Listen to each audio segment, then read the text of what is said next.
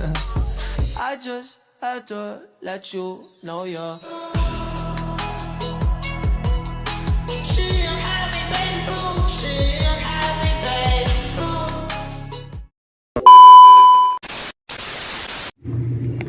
Halo teman-teman, perkenalkan nama saya Dia Cahani Citra dengan akhiran NIM 077 dari PGMI kelas D5. Di sini saya akan menjelaskan tentang apa itu pengertian pendidikan Islam dan masyarakat. Pendidikan Islam ialah suatu ajaran-ajaran tentang syariat Islam, yaitu tentang misalnya tentang hukum halal haram, tentang tata cara sholat, berwudu, mandi suci, dan lain-lain, yang bertujuan untuk mendidik siswa agar mereka memahami dan bisa mengamalkannya di kehidupan sehari-hari. Nah, sedangkan masyarakat itu sendiri ialah suatu kelompok orang atau individu yang berinteraksi dengan kita secara terus-menerus, entah itu tetangga atau saudara, kerabat, teman, dan lain-lain, itu disebut masyarakat.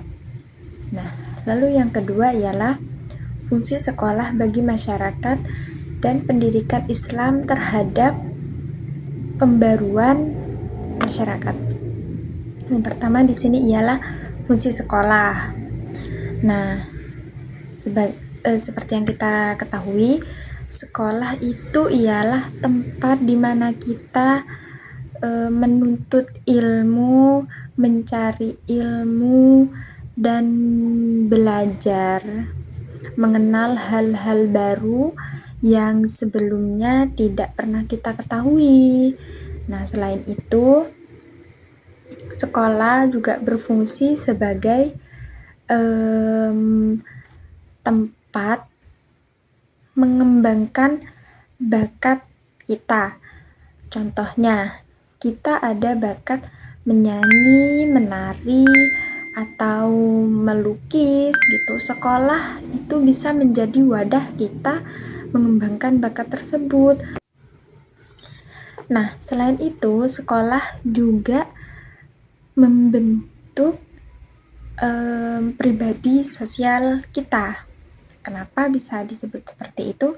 Karena pastinya kita di sekolah itu bertemu dengan banyak sekali orang, teman-teman, ataupun guru, satpam, dan lain sebagainya. Nah, di sekolah kita tuh akan diajari bagaimana cara kita berinteraksi atau menanggapi dengan teman sebaya kita, atau orang yang lebih tua dari kita, ataupun yang lebih muda dari kita.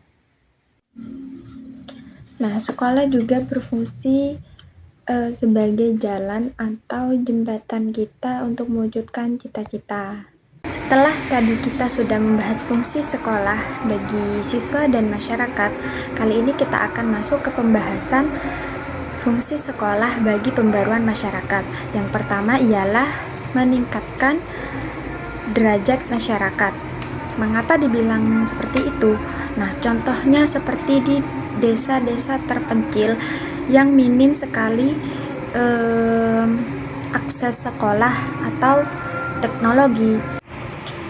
Dengan adanya sekolah, kita jadi banyak tahu tentang ilmu-ilmu, seperti kita bisa tahu penjumlahan, pengurangan, perkalian, dan lain sebagainya, sehingga kita tidak mudah untuk dibohongi oleh orang lain karena kita sudah punya ilmu.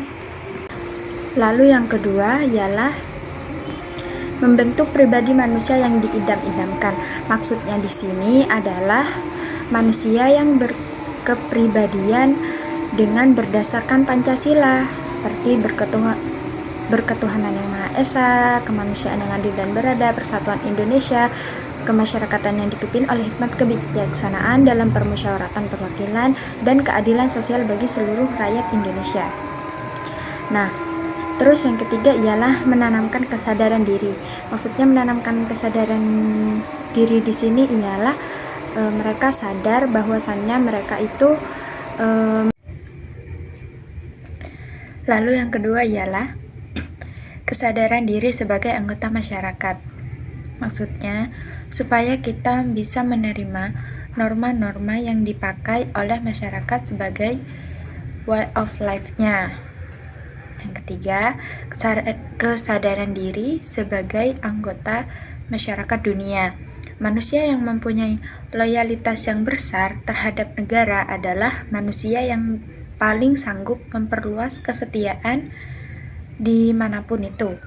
Selanjutnya saya akan menjelaskan tentang peran sekolah yang baik bagi masyarakat. Yang pertama, meningkatkan mutu pendidikan. Meningkatkan mutu pendidikan ini mencakup 4 aspek, yaitu input, output, proses, dan outcome. Pengertiannya adalah 1. Input. Input pendidikan dikatakan bermutu jika sudah melalui proses yang baik. Yang kedua, proses. Proses pendidikan dianggap berkualitas bila mampu menciptakan suasana belajar yang aktif, kreatif, dan menyenangkan. Yang ketiga, output. Output dinilai bermutu jika hasil belajar siswa tinggi, baik di akademik maupun non-akademik.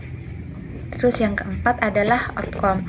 Outcome dikatakan berkualitas apabila lulusan tersebut cepat terserap di dunia kerja, memperoleh penghasilan yang baik, serta pengakuan dan kepuasan dari berbagai pihak.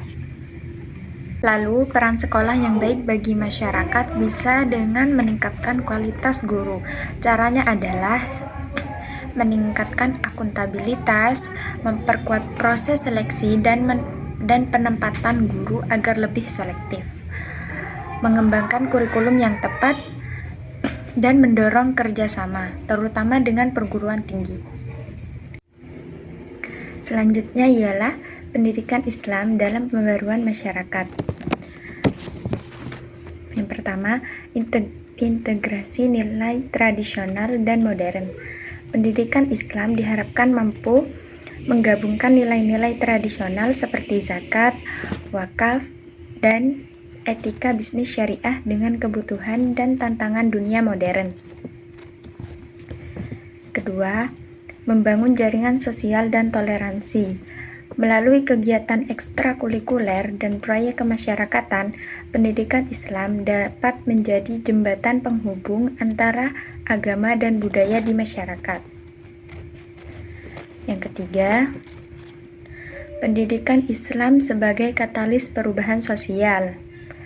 Dengan pendekatan yang tepat, pendidikan Islam bisa menjadi agen perubahan sosial melalui nilai-nilai musyawarah, keadilan, dan tanggung jawab sosial untuk menciptakan masyarakat yang harmonis. Selanjutnya, pengaruh pendidikan Islam terhadap lingkungan sosial. Yang pertama, mengembangkan kecerdasan spiritual dan emosional. Pendidikan Islam tidak hanya fokus pada pengembangan kecerdasan intelektual saja, tetapi juga menggabungkan aspek spiritual dan emosional agar bisa memahami makna hidup secara mendalam, serta mampu mengelola emosi dengan baik.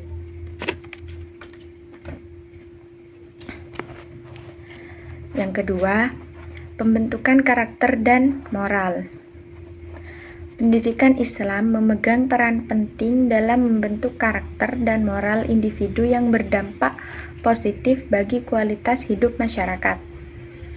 Secara moral, pendidikan Islam membantu individu membedakan benar dan salah, serta menjauhkan dari perilaku negatif seperti penipuan, kekerasan, sehingga menciptakan masyarakat yang harmonis.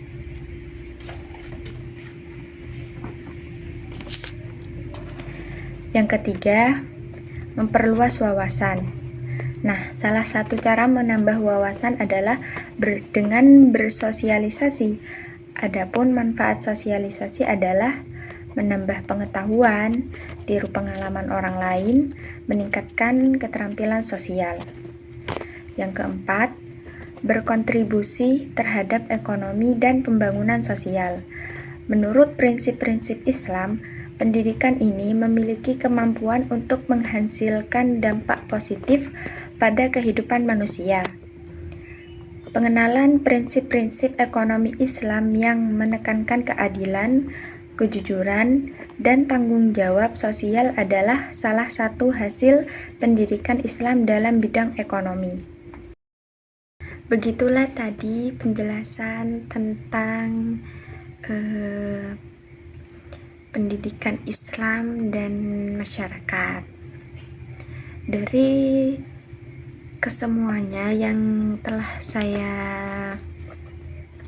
jelaskan di sini dapat kita simpulkan bahwasannya pendidikan Islam merupakan sistem pendidikan yang berlandaskan ajaran Al-Quran dan hadis, bertujuan untuk membentuk kepribadian manusia secara menyeluruh.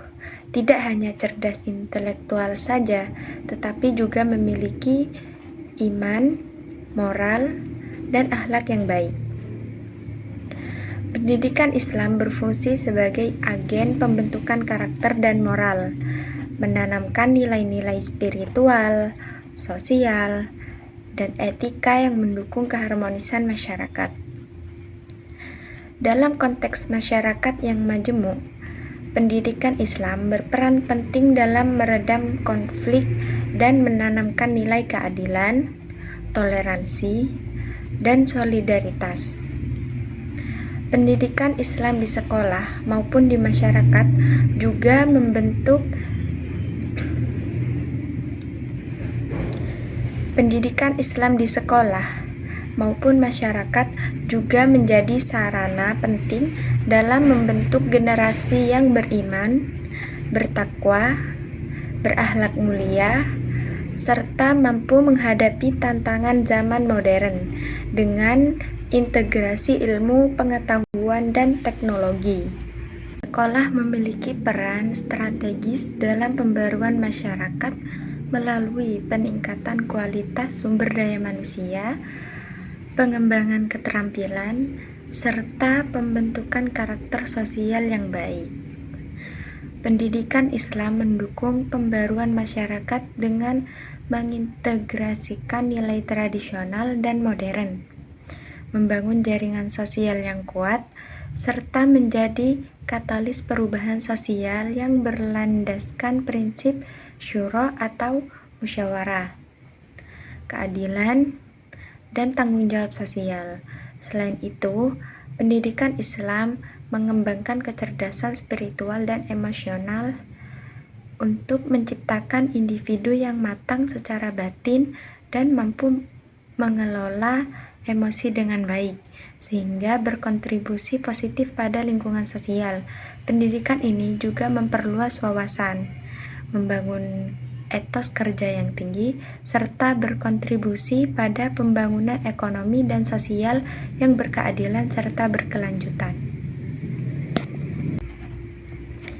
Secara keseluruhan, pendidikan Islam tidak hanya menjadi sarana transfer ilmu, tetapi juga proses integral pembentukan karakter dan pengembangan individu yang mampu membawa manfaat dan rahmat bagi masyarakat luas. Nah, mungkin cukup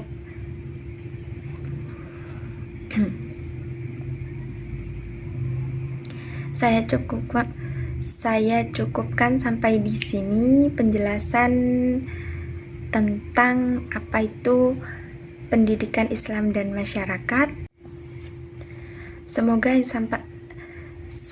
yang saya sampaikan tadi bisa bermanfaat bagi saya sendiri maupun bagi kalian semua. Akhiron, wassalamualaikum warahmatullahi wabarakatuh.